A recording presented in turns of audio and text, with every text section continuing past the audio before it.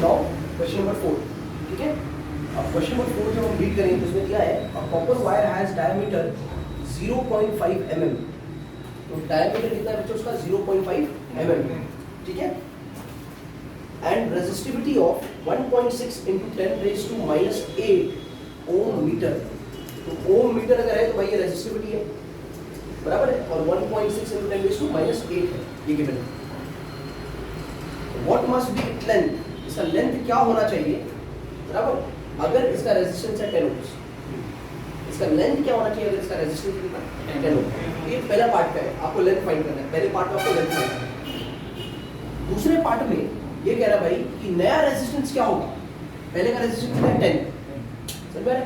तो नया रेजिस्टेंस क्या होगा अगर आपने डायमीटर को डबल कर दिया, तो न्यू डायमीटर क्या हो गया, डबल ऑफ ओल्ड डायमीटर।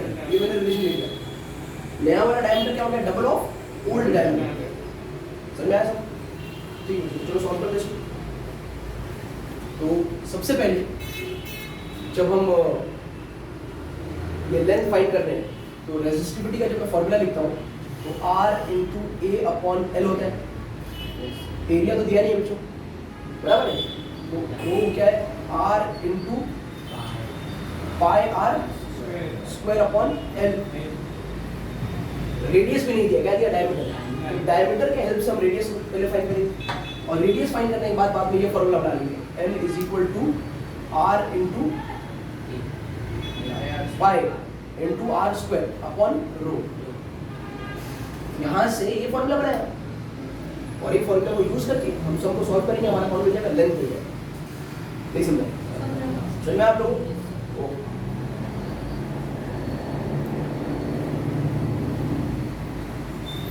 सबसे पहले सॉल्यूशन में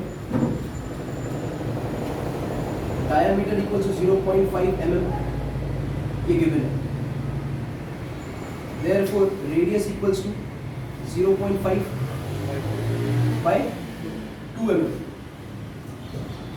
ठीक है। या एक चीज सीखो बच्चों, जो आपको बताओ, तो डायमीटर कितना हो जाएगा 0.5 into 10 raise to -3 metre. mm को मीटर में करेंगे तो एक फैक्टर आएगा क्या, 10 रेज टू -3। जब mm को हम मीटर में करेंगे तो एक फैक्टर क्या आएगा, 10 रेज टू -3। वो आ गया। अच्छा, इसको मैं ऐसा भी लिख सकता हूँ, 5 इंटू 10 रेज टू -4। 0.5 को मैंने 5 बना दिया, तो एक पावर और माइनस में चला जाएगा, तो 10 रेज टू -4 मीटर। अरे समझा क्या? ये आपका डायमीटर है, तो आपका रेडियस क्या होगा, diameter upon 2, that is 5 upon 2 into 10 raise to -4, and that is 2.5 into 10 raise to -4 metre. तो ये मिलेगा रेडियस। नहीं समझा? समझा रेडियस मिल गया। अब हम क्या करेंगे, फॉर्मूला अप्लाई करेंगे। तो रेजिस्टिविटी जो होता है, ये पार्ट ए है सॉल्यूशन का। रेजिस्टिविटी जो होता है वो होता है R इंटू ए अपॉन एल। ये एक हटा देता हूँ क्योंकि ये पाई आर स्क्वायर अपॉन एल, ये कौन होता है हमारा रेजिस्टिविटी का फॉर्मूला। यहाँ से एल क्या हो जाएगा, R into pi into R square upon rho. नीचे आ जाएगा, ये नीचे। देयरफॉर हमारा लेंथ हो जाएगा R, रेजिस्टेंस कितना है शिक्षक, 10 बराबर बच्चों। पाई का वैल्यू कितना लेंगे, 3.14। R का वैल्यू कितना है, रेजिस्टेंस रेडियस का 2.5 इंटू 2.5 इसका स्क्वायर है ना, into 10 raise to -4 into 10 raise to -4, और नीचे क्या आ जाएगा, रेजिस्टिविटी कितना 1.6 ठीक है बच्चों। अभी सबसे पहले आप क्या करो ना, जो पावर है, पावर्स को पहले हटा दो, सिंप्लीफाई करो। ये सम को सॉल्व करने का सबसे इजी तरीका ये है, जो पावर्स है ना उसको सिंप्लीफाई कर दो। तो एल है वो हो जाएगा, देखो ये 10 इंटू 3.14, ये हो जाएगा 31.4, चलेगा ये 31.4 हो गया, इंटू 2.5 इंटू 2.5 अपॉन 1.6 अपॉन, ये जो नंबर्स है ये नंबर्स को मैंने साथ में ले लिया। अब जो मेरे पावर बचे, तो ऊपर जो पावर है 10 raise to -4, 10 raise to -4, 10 raise to -8, नीचे जो पावर है 10 रेज टू 10⁻8 दोनों क्या हो गया? तो अब जब इसको सिंप्लीफाई करोगे L equals to 31.4 into 2.5 into 2.5 upon 1.6, इसको सिंप्लीफाई करोगे तो आपको एक अप्रोक्सीमेट लेंथ का आंसर मिल जाएगा। ये लेंथ का आंसर जो है, एक अप्रोक्सीमेट लेंथ का आंसर सपोज आया 20 मीटर, कितना है? ठीक है, तो आप इसको सॉल्व करना, ये आपको मैं काम दे रहा हूँ, सॉल्व करना, उसका आंसर निकालना बात। कितना आ गया? 20 मीटर। लेंथ का पार्ट खत्म हो गया। अब सेकेंड पार्ट में क्या दे रहे हैं बच्चों कि नया वाला डायमीटर डबल हो गया पुराने वाले डायमीटर का, बराबर है? रेजिस्टेंस जो था पुराना वाला वो 10 ओम्स था, तो नया वाला रेजिस्टेंस कितना होगा वो फाइंड करो। सेकेंड पार्ट ये पूछा है, पहले का रेजिस्टेंस देखो बच्चा कितना है? 10 ओम। नया वाला रेजिस्टेंस कितना होगा? कब? जब डायमीटर नया वाला डायमीटर डबल हो जाएगा पहले वाले। समझ में आ रहा है? तो बच्चों किसमें चेंजेस दिया है? बदलाव किसका दिया है? डायमीटर का। डायमीटर किससे रिलेटेड है? एरिया से, यानी रेडियस से, करेक्ट है? तो फॉर्मूला मेरा कैसा बनेगा बच्चों? फॉर्मूला मेरा बनेगा r new upon r old is equal to radius old upon radius new the, सिर्फ रेडियस चेंज हो रहा है, क्या लेंथ चेंज हो रहा है? लेंथ का कोई भी चेंजेस बताया नहीं, सिर्फ रेडियस मतलब चेंज तो डायमीटर हो रहा है, रेडियस में चेंज कौन हो रहा है? डायमीटर हो रहा है, रेडियस में। लेकिन हमको मालूम है भाई डायमीटर है तो रेडियस में मिल गया। ठीक है बच्चों, ओके। अब सबसे पहली बात, जो रेशियो होता है डायमीटर का वही रेशियो होता है रेडियस का, इजंट इट? डायमीटर क्या होता है? 2r new, r new. Diameter old 2r old, 2 जो रेशियो डायमीटर का है वही रेशियो किसका है? रेडियस का। ये लॉजिक है, जो रेशियो डायमीटर का है वही रेशियो किसका होता है? रेडियस का। तो ये डायरेक्ट मैं यूज कर लूंगा, तो यहां से मैं बोलूंगा कि dn upon po is equal to 2/1, अरे बराबर क्या? And therefore po upon dn is equal to 1/2। कभी भी हमको o ऊपर चाहिए, रेडियस हो या डायमीटर हो, क्या चाहिए? o ऊपर चाहिए, r नीचे चाहिए। ये जो है उसको उल्टा करो, और ये कितना हो जाएगा? ro अपॉन r, यही हो जाएगा हमारा ro upon, because ratio of diameter, ratio of diameter and radius are बराबर है। ये तो सजेशन था, मेन सब यहाँ पर है। Therefore Rn is equal to, rho कितना है? 10 है, देखो पहला is equal to rho small rho radius upon Rn कितना है? हाफ का square. Therefore Rn is equal to 1/4, therefore Rn equals to 10/4, that is 2.5 आएगा। अरे डिवाइड करें 2.5 आएगा ना, तो R न्यू कितना होगा? 2.5 ओम्स। ठीक है बच्चों, अब लॉजिक समझते हैं इसका। लॉजिक, इसकी बात को समझते हैं, लॉजिक क्या है इसका? क्या हुआ है? डायमीटर क्या हो गया बच्चों? तो डायमीटर जब बढ़ेगा, समझ रहे? तो किसको रिलेटेड है? Area of cross section, rho into length upon area, मतलब पाई आर स्क्वायर। तो रेजिस्टेंस रेडियस को इनवर्सली है, यानी रेडियस जब बढ़ेगा तो रेजिस्टेंस बढ़ेगा, रेडियस जब बढ़ेगा तो रेजिस्टेंस समझ रहे? तो रेडियस कितना गुना बढ़ा? डबल बढ़ा। रेडियस कितना बढ़ा? तो उसका डबल का स्क्वायर क्या होता है? 4। उसका और 4 का रेसिप्रोकल क्या होता है? 1/4। तो रेजिस्टेंस का 1/4 हो जाएगा। कितना गुना बढ़ रहा है रेडियस? 2 गुना बढ़ रहा है, तो 2 का स्क्वायर क्या होता है? 4। 4 का रेसिप्रोकल क्या होता है? 1/5, तो उसका 1/4 हो जाएगा। ये दूसरा शॉर्टकट तरीका है फाइंड करने का। अगर 3 गुना बढ़ा तो 3 का स्क्वायर 9, 3 का स्क्वायर 9 का रेसिप्रोकल 1/9, तो उसका जो भी वैल्यू है ओल्ड वाला उसका 1/9 हो जाएगा। समझ में? अगर सिर्फ रेडियस बदल रहा है तो कौन बदल रहा है? रेडियस। सिर्फ रेडियस। समझा क्या? Yes, sir. या डायमीटर बदल रहा है या रेडियस बदल रहा है, उसे डायरेक्ट कर सकते हैं। अगर हाफ हो गया, देखो अगर हाफ हो गया, कौन डायमीटर या रेडियस हाफ हो गया, यानी क्या हो गया? कम हो गया। देखो कितना गुना बढ़ जाएगा? अगर हाफ हो गया यानी कम हो गया, हाफ का स्क्वायर 1/4, उसका रेसिप्रोकल 4, तो 4 टाइम्स बढ़ जाएगा। यह वाला रेजिस्टेंस 4 टाइम्स बढ़ जाएगा। समझ में? Yes, sir.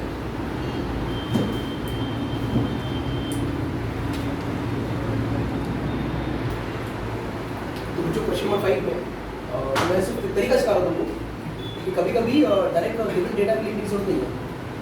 सम सॉल्व करते हो तो तुम डायग्राम भी बना सकते हो। समझ में? इसमें कह रहा था भाई कि एक अननोन रेजिस्टर है, उसके अक्रॉस हमने एक बैटरी लगाया है 12 वोल्ट का। बैटरी लगाया 12 वोल्ट का, माने potential difference equals to 12 volt. आगे सुनो, इसको उसके बाद इसके थ्रू जो करंट पास हो रहा है, ये बैटरी की वजह से जो उसमें करंट पास हो रहा है, वो करंट का वैल्यू है 2.5 मिली एम्पियर। इस बैटरी की वजह से जो इस सर्किट में करंट पास हो रहा है, उसका वैल्यू कितना है? 2.5 मिली एम्पियर। तो आप ये बताओ कि कितना रेजिस्टेंस है? क्या फाइंड करना है? कितना रेजिस्टेंस है? डायरेक्ट अप्लाई करूँ कि कुछ चेंजेस करना पड़ेगा? Sir, उसको एम्पियर हाँ, ये मिली एम्पियर है। तो मिली एम्पियर छोटा है, एम्पियर बड़ा है। कन्वर्जन फैक्टर इनका 1000 है। मिली एम्पियर छोटा है, एम्पियर बड़ा है, कन्वर्जन फैक्टर इनका 1000 है। बस 2.5 into 10⁻³ एम्पियर हो जाएगा। जब हम छोटे से बड़ा जाते हैं तो जो भी फैक्टर है कन्वर्जन फैक्टर, उसके नेगेटिव से, यानी कि 1000 है ना, 1000 is 10⁻³ 10⁻³ से क्या करना पड़ेगा? उसको मल्टीप्लाई। समझ आ गई ये चीज? उसके बाद तो फॉर्मूला सिंपल है। सॉल्यूशन में सिर्फ क्या अप्लाई करो? Ohm's law. V is equal to here, R is equal to V upon I। Value put put answer करके V का आंसर कितना है? 12 है। I का आंसर कितना है? 2.5 into 10⁻³ ऊपर चले जाएगा तो 10⁻³ हो जाएगा। बराबर नहीं बचेगा? ये आपका हो जाएगा 12 into 10⁻³ upon 2. अब ये बस डिवाइड कर लो, बराबर है? इसको 25 कर देंगे तो हाफ हो जाएगा। कैलकुलेशन देखो, ये 12 है और ये कितना है? 10⁻³ और ये 2.5 है। 2. अगर इसको मैंने 25 किया, क्या किया? ये 25 बना दिया तो ऊपर एक 10 से मल्टीप्लाई कर दूंगा। 12 1 जा मतलब इसे सॉल्व हो जाएगा, इसे सॉल्व हो जाएगा। तो 12 बन नहीं हुआ, लेकिन ये एक इसको हटा के 2 करके इसको 100 कर देते तो ये 1 जा और ये 4 जा 48 into 10⁻², 48 into 10⁻², यानी कि 4800 ओम्स। समझ में आया? ये आपको सॉल्व करके अपने हिसाब से लेके आ जाना, यहाँ से इतना कर लेना सॉल्व, तो आपको मिल जाएगा आपका रेजिस्टेंस का वैल्यू ओम्स के अंदर। You get the values of resistance in ohms। बेटा करना है सब, समझा? हाँ, और करके बताना भी है। नेक्स्ट आगे हम लोग वापस से वो टाइप के क्वेश्चन पर। यहाँ पर देखो कुछ क्या दिया है? वायर x है और वायर y है। वायर x का एरिया कितना है? a। वायर y का एरिया कितना है? a। लेंथ कितना है? लेंथ कितना है? बेटा क्या चेंज हो रहा है दोनों में? Only length is changing. हमें फाइंड करना है भाई which is having greater resistance, which is having. तो लॉजिकली क्या है बच्चों? एरिया में तो कोई चेंजेस नहीं है, एरिया कांस्टेंट है, उसको भूल जाओ। चेंजेस सिर्फ लेंथ में। तो लेंथ जब बढ़ता है तो रेजिस्टेंस बढ़ता है या घटता है? लेंथ किसका बढ़ता है? वाई का। तो वाई का किसका रेजिस्टेंस बड़ा होगा? क्लियर है? और इसको सॉल्व कर लेते हैं। सॉल्व करने के लिए जस्टिफाई करना है ना, बड़ा जस्टिफाई भी करो। R new upon R old, सिर्फ लेंथ चेंज हो रहा है, तो length new upon length old, बराबर बच्चों? लेंथ न्यू कितना हो गया? Length new is equal to twice length old. दिख रहा है कि नहीं? नया वाला लेंथ जो है वो पहले वाले का डबल हो गया। नहीं समझा? तो length new upon length old कितना हो जाएगा? 2/1। ये सुनो, ये वाला लेंथ इसका डबल हो गया है, तो लेंथ न्यू इज ट्वाइस पहले वाले का लेंथ। ये रेशियो लिखो, रेशियो आप सब्स्टिट्यूट कर देते हैं। Rn upon R2 is equal to 2/1। उधर भेज दो। तो Rn is equal to twice double हो जाएगा उसका, पहले वाला जो भी रेजिस्टेंस उसका डबल हो जाएगा नया वाला, यानी ज़्यादा कौन है वायर वाई, तो इसका रेजिस्टेंस ज़्यादा है, वायर वाई का रेजिस्टेंस ज़्यादा है, resistance of wire Y is more. Clear हो गया?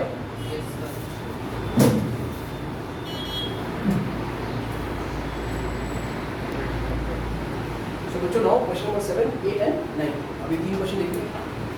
तो क्वेश्चन 7 में गिवन है थोड़ा मतलब उसमें ज़्यादा समरी बनते हैं, calculate the potential difference between the terminal of the battery, यानी पोटेंशियल डिफरेंस कैलकुलेट करना है, मतलब पोटेंशियल डिफरेंस फाइंड करना है, पोटेंशियल डिफरेंस को हम B से डिनोट करते हैं, उस चीज़ को हमको फाइंड करना है। If 100 joule of work is required to transfer 20 coulomb charge, तो 100 जूल जैसे बताया था ना, जूल आया तो वर्क है, पीछे जूल आया तो क्या वर्क है, 100 joule of work is required to transfer 20 coulomb charge, charge का मतलब क्यू होता है, और बताया था 20 के पीछे सी आया, कूलम आया तो वो चार्ज, ठीक है। तो आप वीडियो देखोगे दिमाग में रखोगे चीज़ों को तो सब समझ में आ जाएगा। तो हमको वर्क और चार्ज दिया है, फाइंड करना है समझ में, तो ये सिंपल सब बच्चों, पोटेंशियल डिफरेंस क्या होता है W अपॉन सब SI यूनिट में, जूल्स भी SI में, कूलम भी SI में, चेंजेस नहीं करना है, therefore V is equal to W 100 upon 5।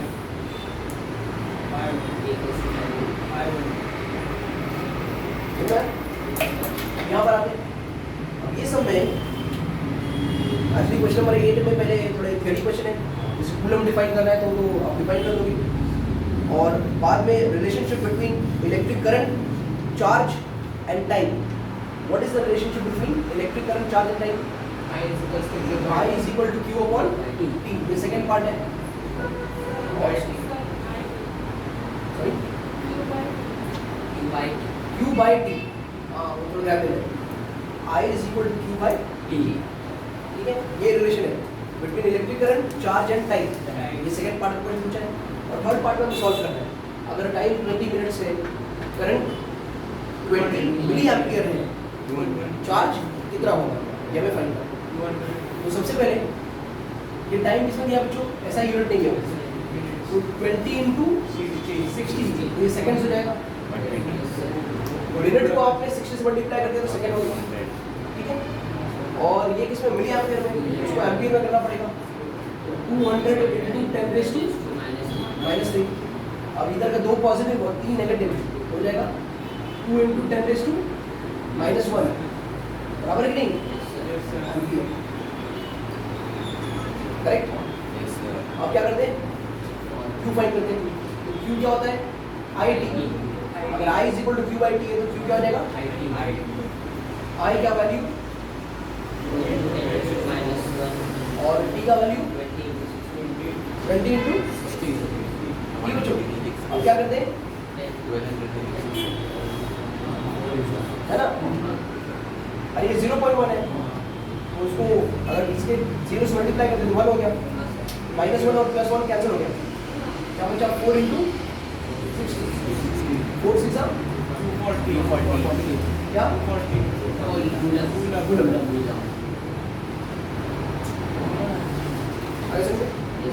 अब नेक्स्ट क्वेश्चन, ये क्वेश्चन मुझे थोड़ा ठीक, अब इसमें क्या बोल रहे हैं मालूम है, अगर आप रीड करोगे तो a piece of wire of resistance 20 ohms, एक वायर है जिसका रेजिस्टेंस है 20 ohms, is drawn so that its length is increased to twice is original length.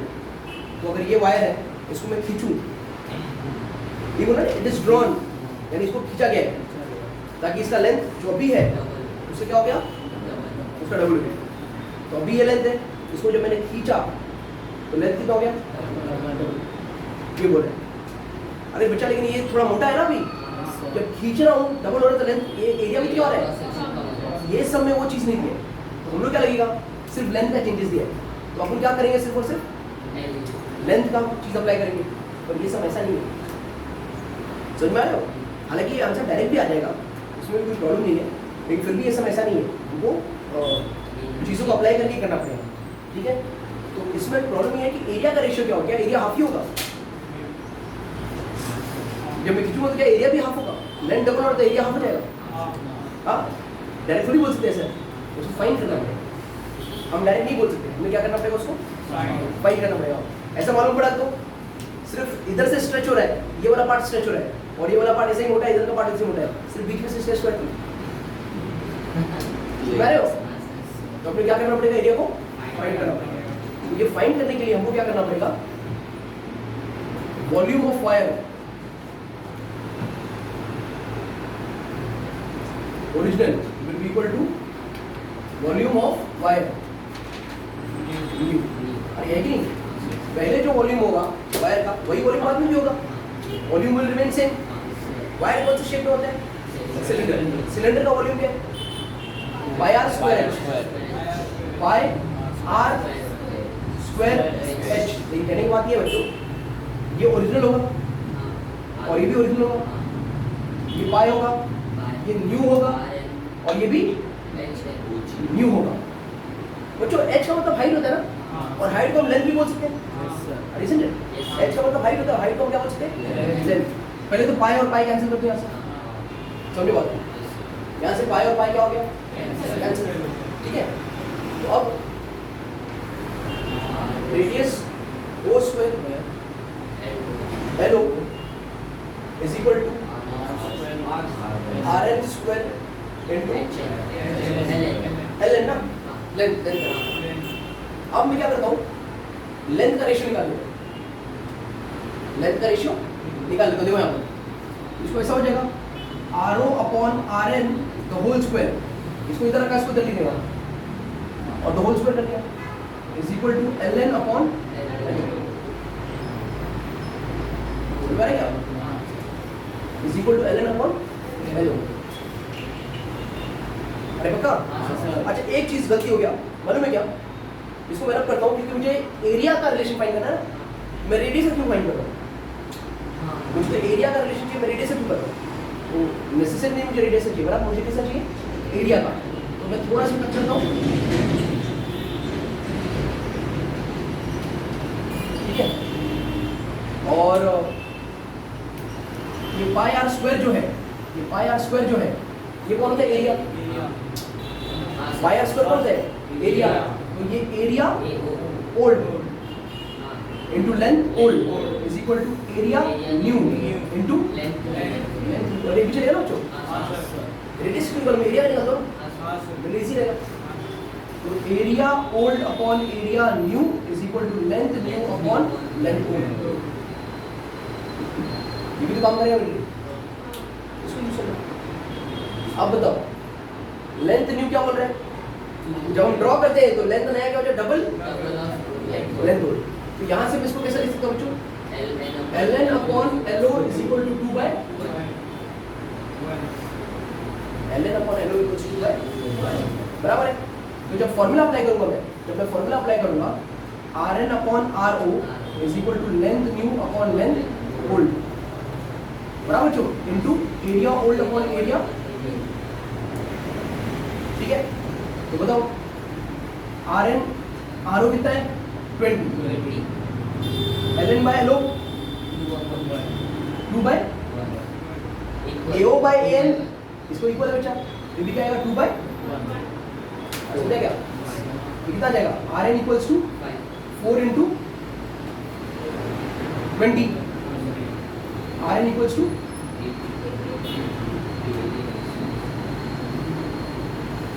Are N equals to 80, ठीक है। ये सुनो, तो आर एन कितना मिला आपको 80 ओम्स, नया वाला रेसिपी का 80 ओम्स। उसका रीजन क्या, देखो लेंथ भी बढ़ गया तो रेजिस्टेंस घट जाएगा और एरिया भी कम हो गया, मोटा था बाद में एरिया भी कम हो गया, दोनों ही कम हो रहा है तो रेजिस्टेंस बढ़ जाएगा। तो पहले 20 था, समझ में आया, with the factor of 4, with the factor of 4, चलो समझ में आया ना।